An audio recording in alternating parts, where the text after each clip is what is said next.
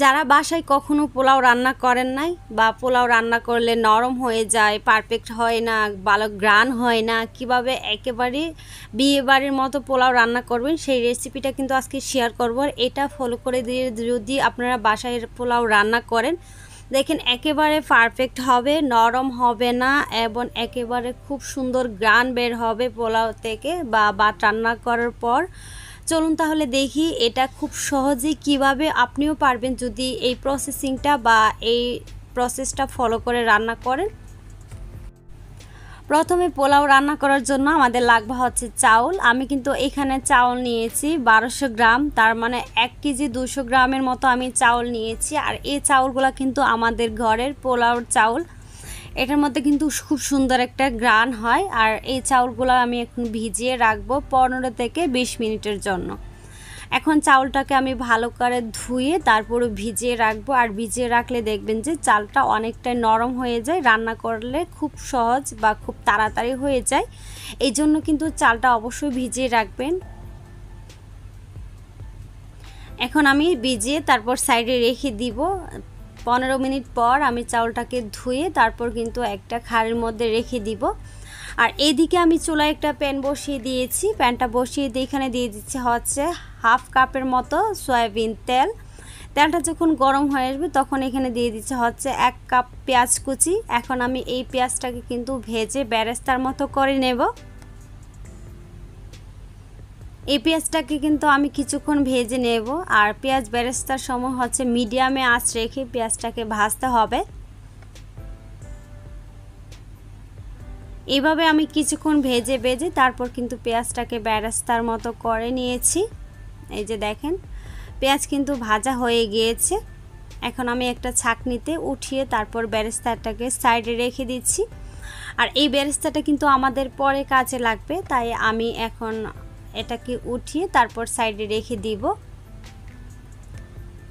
এই যে দেখেন বেরেস্তার কালারটা কতটা সুন্দর হয়েছে। এখন আমি সাইডে রেখে দিচ্ছি। রেখে দিয়ে এই তেলের মধ্যে কিন্তু আমি পোলাওটা রান্না করব।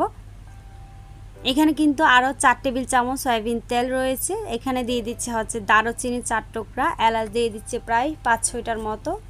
আর এখানে 2টা তেজপাতা দিয়ে দিচ্ছি। এখন এই গরম মশলাটাকে আমি কয়েক সেকেন্ডের মতো ভেজে নেব। গরম মশলা থেকে খুব সুন্দর একটা সুঘ্রাণ বের হবে। তারপর এখানে আমরা দিয়ে দিব হচ্ছে চাউল, যে চাউলটা আমরা ভিজিয়ে রেখে দিয়েছিলাম।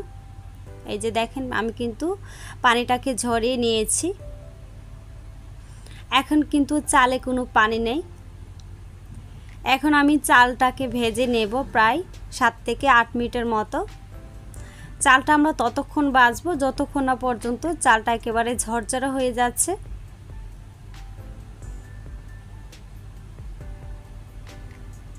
ভাজতে ভাজতে দেখবেন চালটা অনেকটাই ঝরঝরা হয়ে গিয়েছে। এইভাবে আমি নেড়েচেড়ে কিছুক্ষণ পর পর আমি প্রায় 7 থেকে 8 মিনিটের মতো কিন্তু চাউলটাকে ভেজে নিয়েছি। দেখেন চালটা কিন্তু অনেকটাই ঝরঝরা হয়ে গিয়েছে। আর এই পর্যায়ে কিন্তু চালটা ভাজা হয়ে গেছে 7 থেকে 8 মিনিটের মতো। এখন এখানে দিয়ে দিচ্ছে হচ্ছে হাফ চা চামচ রসুন বাটা, আর হচ্ছে 1 চা চামচ দিয়ে দিচ্ছে হচ্ছে আদা বাটা। পোলাওতে একটু আদাটা বেশি দিবেন, তাহলে দেখবেন খুব সুন্দর একটা সুঘ্রাণ হয়। আর রসুনটা একটু কমই দেওয়ার চেষ্টা করবেন।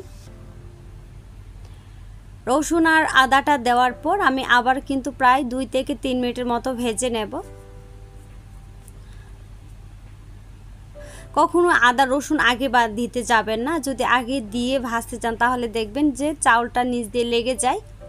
তারপর এখানে আমরা দিয়ে দিব হচ্ছে পানি। আর আমি এখানে যতটুকু চাল নিয়েছি তার চেয়ে কিন্তু ডাবল পানি দেই নাই। আমি 1 কেজি চাউলের কিন্তু 1.5 কেজি পানি দিয়েছি, যেহেতু আমাদের চালটা আমরা 15 থেকে 20 মিনিটের মতো ভিজিয়ে রেখেছিলাম। ওই ক্ষেত্রে কিন্তু আমাদের চালটা অনেকটাই নরম হয়ে গিয়েছে, তাই এখানে আমি কিন্তু 1 কেজি চাউলের জন্য 1.5 কেজি পানি দিয়েছি। তারপর এখানে দিয়ে দিচ্ছে হচ্ছে স্বাদ মতো লবণ। আর এখানে কিন্তু অবশ্যই ফুটন্ত গরম পানি দিয়ে দিবেন। আর এখানে 1/4 কাপ দিয়েছি হচ্ছে গুঁড়া দুধ। গুঁড়া দুধটা দিলে কিন্তু পোলাওটা খুব সুন্দর একটা কালার হয়, একেবারে সাদা দপদপে হবে। আর গুঁড়া দুধ দিলে কিন্তু পোলাও খেতে অনেক বেশি ভালো লাগে, খুব সুন্দর একটা সুঘ্রাণ বের হয় পোলাও থেকে। তারপরে কিন্তু আমি দুধটাকে ভালোভাবে নেড়েচেড়ে মিশিয়ে নিয়েছি। মিশিয়ে নিয়ে তারপর কিন্তু এখন ঢাকনা দিয়ে ঢেকে এটাকে রান্না করব 5 থেকে 6 মিনিটের মতো, চুলার আঁচটা মিডিয়ামে রেখে। 5 থেকে 6 মিনিট পর দেখবেন যে চাউলগুলো এভাবে বলকে এসে গেছে। তারপর একটু নেড়েচেড়ে ভালোভাবে মিশিয়ে নিব। মিশিয়ে নেওয়া হয়ে গেলে ঢাকনা দিয়ে ঢেকে রান্না করব আরও 5 মিনিটের মতো। 5 মিনিট পর আমি ঢাকনাটাকে উঠিয়ে নিচ্ছি। এই যে দেখেন এখন কিন্তু পোলাওতে কোনো পানি নেই, একেবারে কিন্তু পানিটা শুকিয়ে গিয়েছে।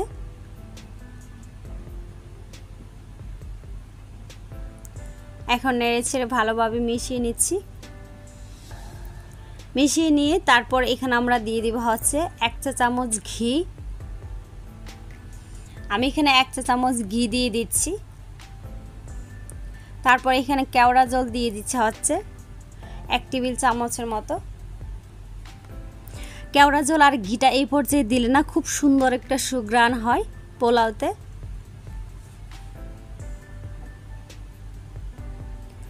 এটা দেওয়ার পর আমি আবারও নেড়েচেড়ে ভালোভাবে মিশিয়ে নিয়েছি।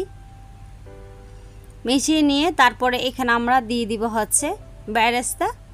যে পেঁয়াজটাকে আমরা ভেজে বেরেস্তা করে নিয়েছিলাম সেই পেঁয়াজটা এখন উপর দিয়ে দিব, কিছুটা রেখে দিব, রেখে পরে আমরা কিন্তু সার্ভ করার সময় উপরে দিব।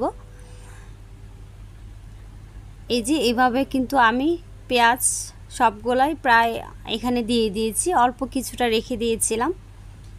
এখন আমি সবগুলা ভাতের সাথে ভালোভাবে মিশিয়ে নেব। আর এই পর্যায়ে যদি আপনার বেরেস্তাটা দেন তাহলে দেখবেন পোলাও থেকে খুব সুন্দর একটা ঘ্রাণ বের হবে। এই যে আমি ভালোভাবে নেড়েচেড়ে মিশিয়ে নিয়েছি বেরেস্তা পোলাওর সাথে। তারপর কিন্তু আমি ঢাকনা দিয়ে ঢেকে এটাকে দমে রেখে দেব প্রায় 5 থেকে 8 মিনিটের মতো। 5 থেকে 8 মিনিট পর আমি ঢাকনাটাকে উঠিয়ে নিচ্ছি। আর এই দমে দেওয়াতে বেরেস্তার ঘ্রাণটা কিন্তু পোলাওর ভিতরে একেবারে ঢুকে যাবে। দেখেন কতটা ঝরঝরা হয়েছে। আমি যেই মাপে পানি দিয়েছি আপনারা ঠিক ওই মাপেই পানি দিবেন। যদি আপনারা ভিজিয়ে রাখেন তাহলে দেখবেন যে পানিটার অর্ধেক বেশি দিবেন, আর যদি আপনারা ভিজিয়ে না রাখেন সাথে সাথে যদি পোলাওটা রান্না করে ফেলেন তাহলে আপনারা ডাবল পানি দিবেন। এখন আমি পোলাওটাকে সার্ভ করে দেখাচ্ছি। দেখেন কতটা ঝরঝরা হয়েছে আর দেখতেও মাশাআল্লাহ কতটা সুন্দর হয়েছে কালারটা। এখন আমি পেঁয়াজের বেরেস্তাটাকে উপর দিয়ে দিচ্ছি।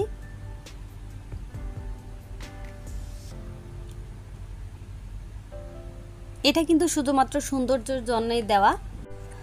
তারপর আরেকটু সুন্দর করে সার্ভ করার জন্য এখানে দিয়ে দিব হচ্ছে গাজর আর হচ্ছে শসা। আমি গাজর আর শসা দিয়ে কিন্তু এটাকে খুব সুন্দরভাবে সাজিয়ে নিয়েছি। আপনি চাইলে ইচ্ছে মতো দিতে পারেন। আর দেখেন মাশাআল্লাহ কতটা সুন্দর হয়েছে এই পোলাও রান্নাটা। আপনি যদি এরকমভাবে পোলাও রান্না করেন তাহলে দেখবেন ঘ্রাণে ঘর একেবারে মমো হয়ে গিয়েছে, আর হচ্ছে একেবারে পারফেক্ট হবে, শক্ত হবে না। আর বিয়েবাড়ির যেমন স্বাদ ঠিক ওই রকম স্বাদই কিন্তু এই পোলার মধ্যে পাবেন। আশা করছি এই রেসিপিটা যদি ফলো করে রান্না করেন একেবারে হুবহু বিয়ের বাড়ির মতোই পোলাও হবে।